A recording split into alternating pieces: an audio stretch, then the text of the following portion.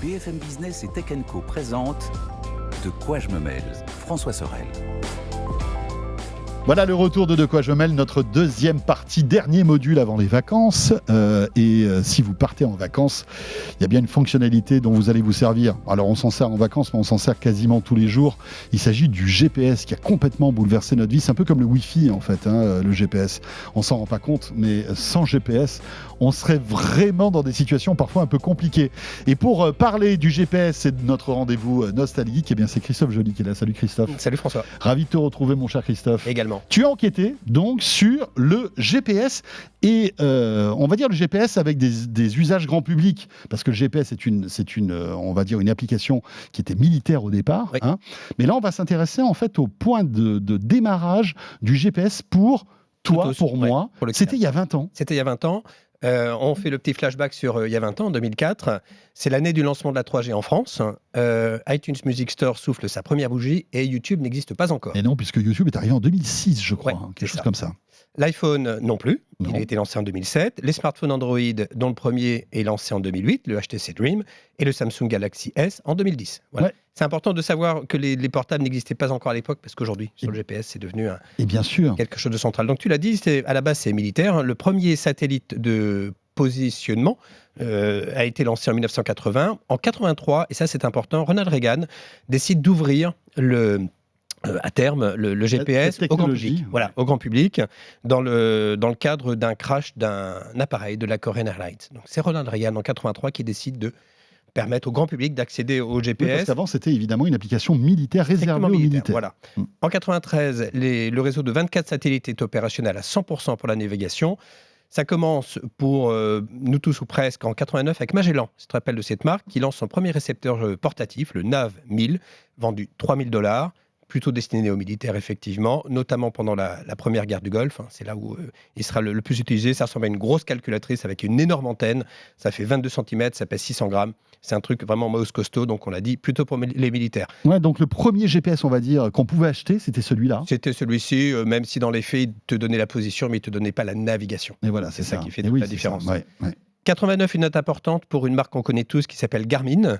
Gary Burrell et Min Kao lancent cette marque qui à la base s'appelait Pronav et la société Navpro les a menacés de faire un procès. Du coup, Garmin, ils ont fait la conciliation du prénom Gary et de Min pour faire Garmin. Je ne connaissais pas cette petite histoire. Ouais. Aujourd'hui, c'est devenu un acteur majeur du GPS et des montres connectées. Et pour le sport notamment. Voilà, pour le sport, ils se sont les aficionados de sport ont leur montre Garmin, ça c'est clair. Dans le même temps, les systèmes commencent à arriver dans les voitures haut de gamme. La première, c'est en 1990, c'est une Mazda. Alors, c'est une marque haut de gamme de Mazda qui s'appelle Enos, la Cosmo 3, une très jolie voiture que j'ai découverte. Oui, toi qui es fan de voitures, tu t'en souviens de cette voiture-là ? Oui, elle est vraiment magnifique et elle n'a pas été importée en Europe. On ne l'a pas vue. Elle n'était sortie que dans d'autres marchés en 90. BMW lance le GPS sur sa série 7 en 1994. Tu comprendras que c'est réservé aux véhicules très haut de gamme ou alors en accessoires en seconde monte. Moi, à la fin des années 90, je m'en étais offert un Philips qui m'avait coûté 10 000 francs. Et à l'époque, j'avais un petit pictogramme et juste une voix qui me disait de tourner à gauche ou à droite. Et à l'époque, c'était déjà assez révolutionnaire. Moi, je me souviens aussi d'un truc, c'était les mises à jour. Tu te rappelles des cartes GPS ? Il fallait aller en concession parfois. Tous les ans, il fallait mettre à jour en fait ces trucs-là. Ouais. Il n'y avait pas encore Internet dans les voitures. Il fallait que tu achètes des CD-ROM pour mettre à jour. Et c'était une manne financière d'ailleurs. C'était une poule exagérée d'ailleurs. Exagérée évidemment. Et la précision à l'époque était que de 100 mètres. Donc parfois, il t'envoyait sur des endroits. Ah oui, la précision était relative. C'est pas beaucoup. C'est pas beaucoup. Et en 2000, Bill Clinton décide à ce que soit supprimée la dégradation de la précision du GPS. C'est ça qui limitait à 100 mètres. Désormais, on passe à 10 mètres. On voit que ce sont les présidents américains qui ont petit à petit lâché libéré le marché sur le GPS. Au bénéfice du GPS. Et là, on arrive en juin 2004 avec le TomTom Go. TomTom Go, c'est le premier boîtier que vous mettiez sur votre pare-brise. Alors, on en voit moins aujourd'hui, mais par le passé, c'était quand même très, très répandu. TomTom, le job initial, c'est de faire des logiciels de navigation pour les PDA, dont l'option Série 5, si tu t'en souviens. Oui, moi, je me rappelle, un assistant personnel. Un agent d'électronique. Qu'on manipulait avec... c'était quoi, un clavier ou un stylet ? Il y avait un stylet aussi. Et il y avait un clavier aussi. C'est ça. Il y avait un clavier. TomTom, à l'époque, emploie une quarantaine de personnes, réalise un chiffre d'affaires de 50 millions d'euros. C'est vraiment une start-up. Et son nom fait l'objet de moqueries. Les gens sur les salons leur demandent s'ils vendent des pluches. En fait, ce sont des solutions informatiques. La promesse du TomTom Go, c'est la simplicité et l'efficacité. Déjà vient un écran tactile de 3,5 pouces. Souvent dans les voitures, les systèmes GPS étaient vraiment des usines à gaz. Moi, je me rappelle pour m'en desservir, il y a des menus, des sous-menus. C'était un peu. C'est vrai que l'ergonomie, c'était pas ça. Hein. Non, c'était vraiment pas ça. Là, pour le coup, TomTom frappe assez fort. Le signal est capté assez rapidement. Il y a une carte mémoire qui permet de stocker toutes les cartes, évidemment, en local. Donc, tu n'as pas besoin d'être connecté. Ouais. Il mesure 300 Tu pouvais grammes. Télécharger, parce qu'il y avait déjà Internet à l'époque, tu pouvais télécharger sur une carte SD la carte que tu voulais sur le site de TomTom. Il fallait acheter la carte, en fait. Il fallait soit de l'Europe, soit de la France, Bien sûr. des États-Unis, là où tu voulais aller. Il était quand même vendu 800 €. Il a cartonné et son prix a baissé au terme de 2 ans de moitié.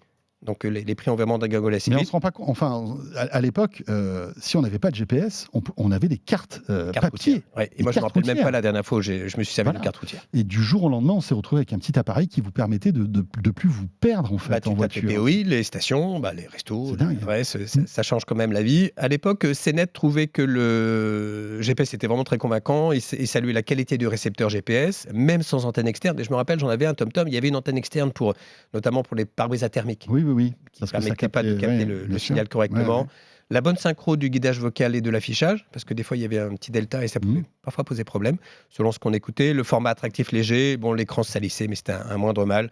En revanche, les vitesses de transfert étaient très, très lents. Voilà, il fallait prendre son mal en patience, boire un bon café avant de transférer la carte de l'Europe, par exemple. Et un fun fact, en 2005, il s'associe avec John Cleese, qui prêtait sa voix à TomTom, donc vous pouviez être guidé par ce personnage des Monty Python. Et Waze a fait la même chose quelques années plus tard avec Yoda de Star Wars. Oui, c'est vrai, c'est amusant. Après, il y a plein de stars qui ont prêté leur voix pour le guidage.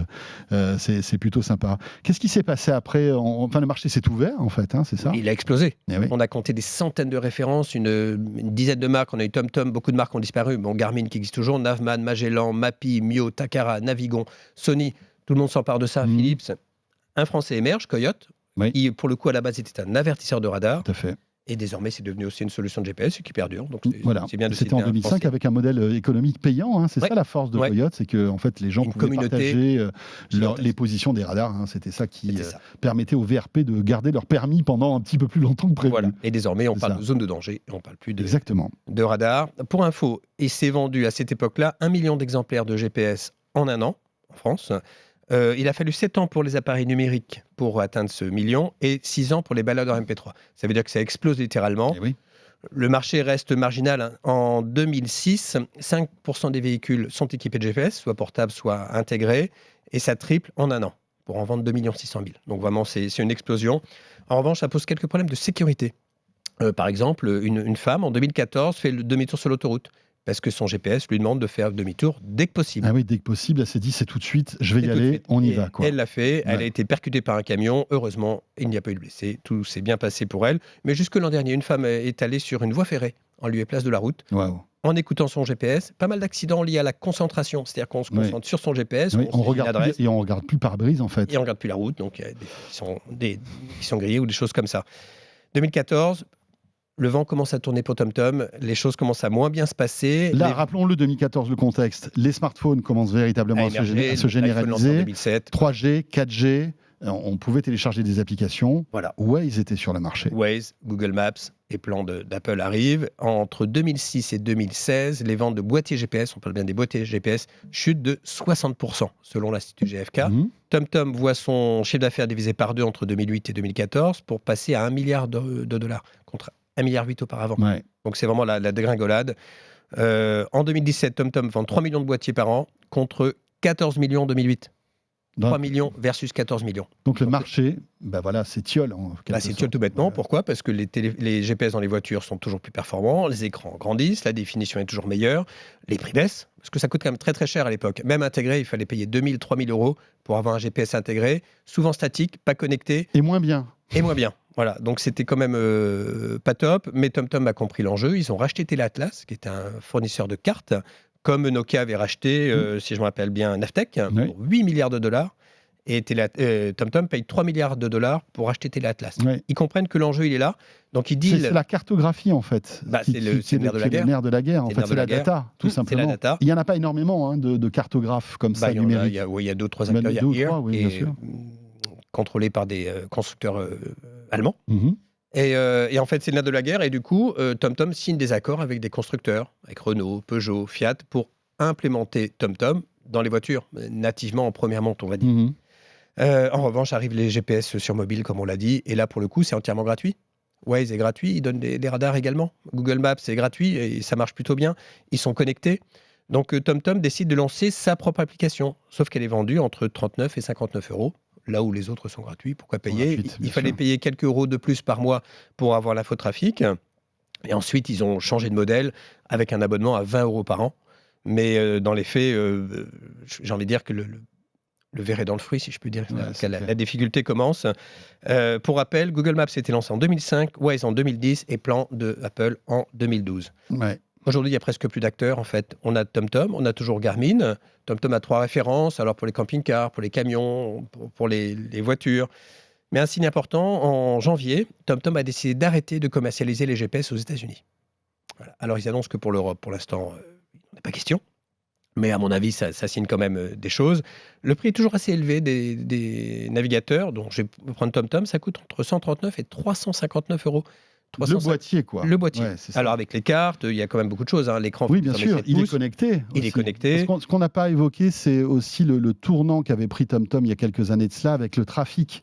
Je ne sais pas L'infotrafic. si tu t'en Ouais. souviens, mais Et les palmarès, notamment. et Ils voilà. sortent chaque année des villes les plus embouteillées, dont Marseille, la tienne, était souvent en tête. Exactement, et surtout ça nous permettait bien avant Waze de connaître les embouteillages en fait, parce que comme il y avait à l'époque beaucoup de gens qui roulaient en fait avec des GPS TomTom, ils remontaient ces informations grâce à une petite puce Ouais. 3G, 4G, C'est la Et- communauté qui et ça faisait redescendait en l'infotrafic. fait pour Ouais. les utilisateurs, donc c'était quand même assez innovant. TomTom a toujours été innovant, mais en fait ce qui les a tués c'est le smartphone et Waze. quoi, C'est le finalement. smartphone. Sachant que avant ça, c'était le TMC qui donnait l'infotrafic, dont la fiabilité était parfois un petit peu aléatoire. Mhm. Aujourd'hui, TomTom tape sur un chiffre d'affaires pour 2024, j'ai regardé les chiffres tout à l'heure, de 600 millions d'euros. Voilà, on est quand même loin du presque 2 milliards de par le passé, mais TomTom est toujours là. Mais le boîtier GPS n'est pas mort parce qu'il a trouvé son salut. On parlait de Garmin tout à l'heure, notamment via le vélo. Parce que désormais, le vélo dont l'utilisation se développe, notamment dans les grandes villes, on parle de Paris, mais dans quantité d'autres villes, là pour le coup, c'est peut-être une façon pour le GPS de vivre une nouvelle vie. Parce qu'un écran intégré dans les vélos, ça existe, mais il y en a quand même assez peu. Et là, l'avantage, c'est pouvoir évidemment de changer de vélo avec une précision que les téléphones n'offrent pas encore. Ouais, c'est clair, c'est clair. Après, on a parlé du GPS, donc qui est une invention américaine, mais sachez qu'en Europe, il y a Magellan, hein, qui est en fait encore plus perfectionné d'ailleurs que le GPS, qui est un système par On parle satellite. du Galileo. Pardon, Galileo. J'ai ça, dit Magellan, non, c'est Galileo, en effet. Et C'est effectivement le réseau de satellites européen. exactement. Et ils se sont mis d'accord avec les Américains pour l'interopérabilité, Tout à en fait. Donc, vous pouvez avoir différents satellites qui vous donnent le signal. Vous ne connaissez pas la nationalité. Et en plus, donc la triangulation permet d'avoir des précisions, enfin, Plus encore. avec une position de plus en plus précise grâce au mélange. Désormais, on en fait, est quasi mix au des mètre près, technologies. en fait. Donc, c'est Intéressant tout ça. ça fonctionne très, très bien. Et voilà, et puis le smartphone qui, évidemment, a pris le relais même dans la voiture aujourd'hui. hein. Il y a des constructeurs automobiles qui Arrête le GPS. dans les arrêtent le GPS Bah oui, ça, directement parce que c'est vrai qu'on branche le téléphone, CarPlay, Android Bah voilà. Play, etc. Et tout est réglé. Et ça marche très bien. Merci beaucoup. Merci à Ça toi. nous a replongé 20 ans en arrière, le tout début du GPS. Sachant que pour terminer, les cartes routières repartent un peu à la hausse parce que certaines personnes en ont marre des GPS, qui seraient source d'engueulade au sein des couples. Ah ouais. Voilà. Mais bon, Aussi, je pense. il faut, c'est un peu comme le vinyle, quoi. Il faut vraiment avoir envie. hein. Ouais. Mais bon, pourquoi pas. Ça peut avoir du charme. Chacun fait ce qu'il veut. hein. Merci beaucoup, Christophe. Merci à toi. Notre nostalgique sur le GPS qui, je l'espère, vous a plu. Et c'est avec ce rendez-vous que se termine ce De Quoi Je Me Mail. Encore une fois, surtout, bel été, bonnes vacances à vous toutes et à vous tous. Profitez-en bien, on sera de retour très vite. Et je vous rappelle que si vous êtes avec nous en audio, la suite, c'est le petit module bonus qui vous attend avec Anthony et Eric comme promis. Bonnes vacances à tous et on se retrouve à la rentrée, bien sûr. De quoi je me mêle sur BFM Business et Tech & Co.